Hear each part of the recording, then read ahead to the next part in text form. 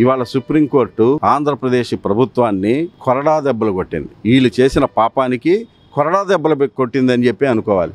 ఇవాళ బెంచ్ మీద బిఆర్ గవాయ్ అలాగే విశ్వనాథన్ గారు వీళ్ళిద్దరూ బెంచ్ ఇవాళ నా గుర్తున్నంత వరకు వీళ్ళిద్దరూ ఆంధ్రప్రదేశ్ ప్రభుత్వాన్ని ఊపిరాడుకోనివ్వలేదు. టీటీడీ తరఫున సిద్ధార్థ లోద్రా గారు అటెండ్ అయ్యారు.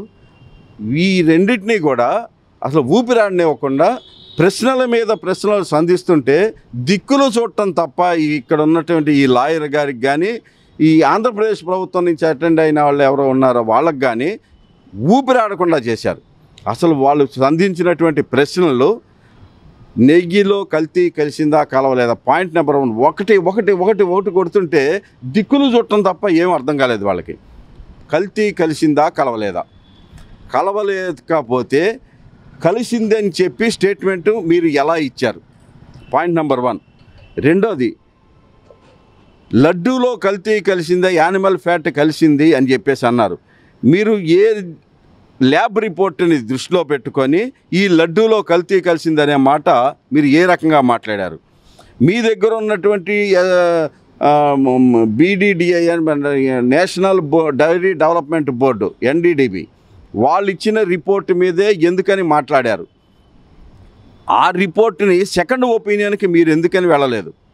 మూడో ప్రశ్న అది.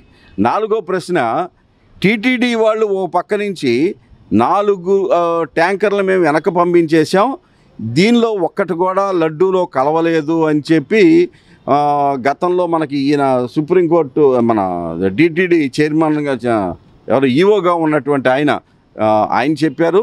ఇవాళ సిద్ధార్థ లోద్రా గారు కూడా వాళ్ళ తరఫున అటెండ్ అయిన ఈయన కూడా కలవలేదు, దీన్ని వెనక పంపించేశాం అని చెప్పినప్పుడు మీరు ఏ హోదాలో కలిసింది అని చెప్పి లడ్డూలో ఫ్యాట్ కలిసింది అని మీరు ఎలా చెప్పారు? ముఖ్యమంత్రి గారు ముఖ్యమంత్రి పొజిషన్లో ఉండి రాజ్యాంగబద్ధమైనటువంటి పొజిషన్లో ఉండి ఎలా చెప్పారు?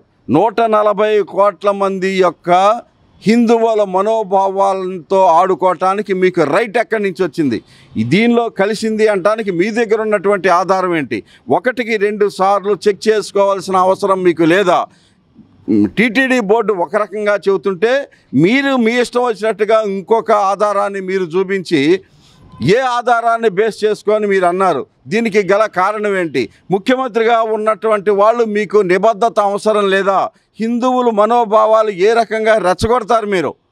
మీకున్నటువంటి నైతిక ఇదేంటి అని చెప్పి ఒక్కొక్కటి ప్రశ్నల వర్షం కురిపిస్తుంటే నేల వంకను ఆకాశం వంక చూసుకుంటూ దిక్కులు చూసుకుంటూ చేయాల్సినటువంటి పరిస్థితి ఇవాళ కలగజేసింది. అందుకే అన్నాను నేను, ఇవాళ రాష్ట్ర ప్రభుత్వాన్ని కొరడా పెట్టి కొట్టినట్టుగా ఇవాళ సుప్రీంకోర్టు మాట్లాడింది అని అంటే, మనం ఇదే మీ ఇంటర్వ్యూలోనే గతంలో నేను చెప్పాను, సుప్రీంకోర్టు మన టీటీడీ వాళ్ళు ఈ లడ్డూ ఇష్యూలో నెయ్యిలో కల్తీ కలిసింది అని అంటే గనక వాళ్ళు ఎంతటి వాళ్ళైనా సరే, బ్రహ్మదేవుడైనా సరే తీసుకొచ్చి FIR చేయండి, లోపల పెట్టేయండి.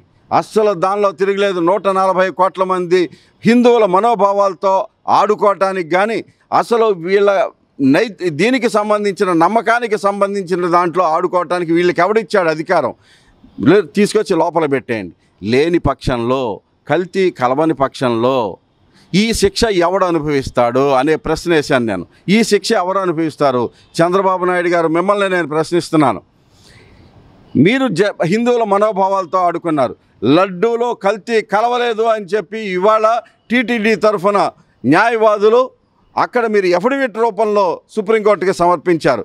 అలాగే సుప్రీంకోర్టు కూడా మిమ్మల్ని పదే ప్రశ్నల మీద ప్రశ్నలు వేసి మిమ్మల్ని ఆక్షేపించింది, కొరడా పెట్టి కొట్టినట్టుగా మాట్లాడింది. కల్తీ కలవలేదు నేతిలో అని చెప్పి ఖచ్చితంగా సుప్రీంకోర్టు మాట్లాడింది. లడ్డూలో కల్తీ కలవలేదు అని ఖచ్చితంగా మాట్లాడిన దాని మీద ఇవాళ చంద్రబాబు నాయుడు గారు దీనికి బాధ్యత ఎవరు తీసుకుంటారు? 140 కోట్ల హిందువుల మనోభావాలతో ఆడుకోవటానికి మీకు రైట్ ఎక్కడి నుంచి వచ్చింది? ఆధారాలు లేనటువంటి మాటలు మాట్లాడినందుకు గాను మీకు ఈ శిక్షలు ఇవి మీకు పడాల్సినటువంటి అవసరం ఉంది. మీరు దీనికి బాధ్యత వహించాల్సిన అవసరం ఉంది. అందుకే మిమ్మల్ని నేను క్లియర్గా సూటిగా ప్రశ్నిస్తున్నాను. ఎట్టి పరిస్థితుల్లోనూ 5 నిమిషాలు కూడా మీరు ఈ ముఖ్యమంత్రి పదవిలో కొనసాగేటువంటి హక్కు మీకు లేదని చెప్పి ఇమీడియట్గా రాజీనామా చేయాల్సిందే అని చెప్పి నేను మిమ్మల్ని డైరెక్ట్గా ప్రశ్నిస్తున్నాను. ఇదే సందర్భంలో గతంలో కూడా మన ఆంధ్రప్రదేశ్ నుంచి బస్సుల్ని జాతీయం చేసేటువంటి అంశం మీద నీలం సంజీవ్ రెడ్డి గారు రాజీనామా చేసి, ముఖ్యమంత్రిగా రాజీనామా చేసి పక్క తప్పుకున్నారు. ఒక్క నిమిషం కూడా నేను ఉండనన్నాడు, ఆయన పక్క తప్పుకున్నాడు. నేదురుమిల్లి జనార్దన్ రెడ్డి గారు వైద్య కళాశాలలో విషయం మీద హైకోర్టు ఇచ్చినటువంటి దానికి ఆయన రాజీనామా చేయాల్సి వచ్చింది, నేదురుమిల్లి జనార్దన్ రెడ్డి గారు. ఇవాళ చంద్రబాబు నాయుడు గారు, మీరు ఒక్క నిమిషం కూడా పదవిలో ఉండటానికి అనర్హులు. ఒక్క నిమిషం కూడా మీకు అర్హత లేదు. 100 రోజుల సందర్భంగా, పూర్తయిన సందర్భంగా ఏ ఒక్కటి కూడా మీ విజయం కింద చెప్పుకోవటానికి ఒక్క అంశం కూడా మీకు లేనటువంటి సందర్భంలో ఒక పక్క సిక్సర్ ఏంటిది, ఏం ప్యాక్ అంటారు, 6 సూపర్ 6లు అమలుపరుస్తామని చెప్పారు. సూపర్ 6లో ఒక్కటి కూడా హామీలు కూడా నెరవేర్చలేకపోయారు. లా అండ్ ఆర్డర్ అతి ఘోరంగా ఫెయిల్ అయింది. రెడ్ బుక్ రాజ్యాంగాన్ని అమలు చేస్తున్నారు. వరదల్లో నష్టపోయిన వాళ్ళకి ఇవాళ వరకు కూడా ఏమి న్యాయం చేస్తారో చెప్పలేని పరిస్థితుల్లో కూడా మీరున్నారు. చేయటం అనేది దేవుడు పక్కన పెట్టండి. ఇవాళ కలెక్టర్ ఆఫీస్ దగ్గరికి వెళ్తే అక్కడ వేలాది మంది జనాలు, ఇసగేస్తే రాలనంత మంది జనాలు ఆ రోజు అక్కడ కూర్చొని, మాకు తినటానికి తిండి లేదు, కట్టుకోవటానికి బట్ట లేదు, ఉన్న బట్టలతో అప్పటి నుంచి ఇప్పటిదాకా ఇట్లాగే నడుస్తున్నాం, మాకు స్వచ్ఛంద సంస్థలు వాళ్ళు వీళ్ళు ఇచ్చినవి తప్ప గవర్నమెంట్ పరంగా మాకు ఏమీ అందట్లేదు అని ఆగ్రహావేశాలు వెలుబుస్తూ హాహాకారాలు చేస్తుంటే, వీటిలన్నిటి నుంచి చెప్పుకోవటానికి మీకు ఒక్క విజయం కూడా లేనటువంటి సందర్భంలో లడ్డు వివాదాన్ని తీసుకొని వచ్చి 140 కోట్ల మంది హిందువుల యొక్క మనోభావాలతో ఆడుకున్నారు మీరు. మీకు ఒక్క నిమిషం కూడా పదవిలో కొనసాగే అర్హత లేదని చెబుతున్నాను.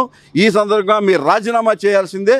సుప్రీంకోర్టు ఇవాళ చేసినటువంటి వ్యాఖ్యలు ఏవైతే ఉన్నాయో అవి చెంపబెట్టులా భావించండి.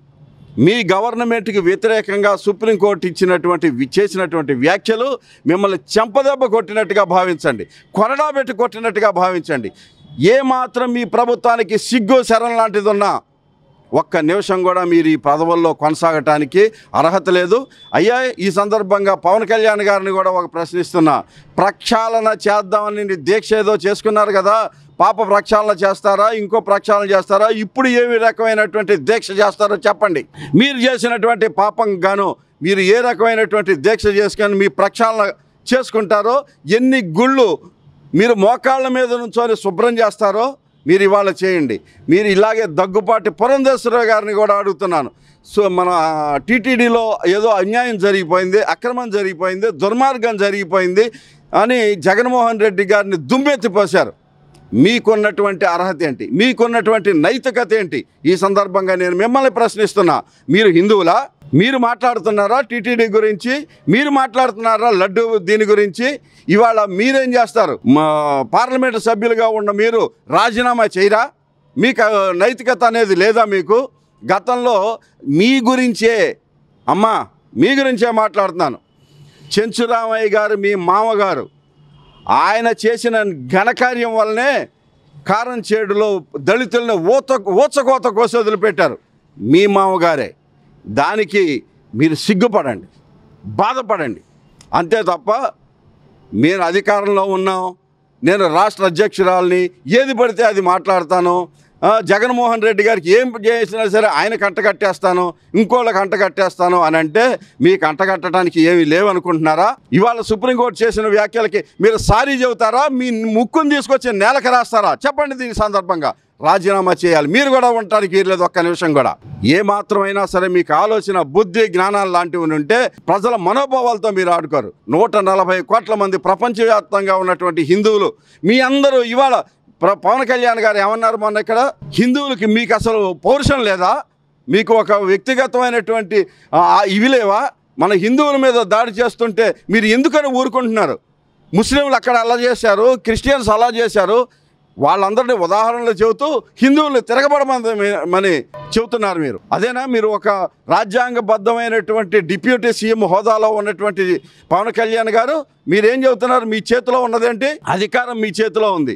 మీరు ఎందుకని ఎంక్వైరీ చేయట్లేదు? ఎందుకని ఈ కల్తీ కలిసిందా కలవలేదా అన్న దాని మీద ఎందుకని ఎంక్వైరీ జరిపించలేకపోయారు? ఎందుకని విచారణ జరిపించలేకపోయారు? దీని మీద ఎఫ్ఐఆర్ ఎందుకని జరగలేదు? ఎవరిని అరెస్ట్ చేశారు, ఏం ఆధారాలు ఉన్నాయని మాట్లాడారు.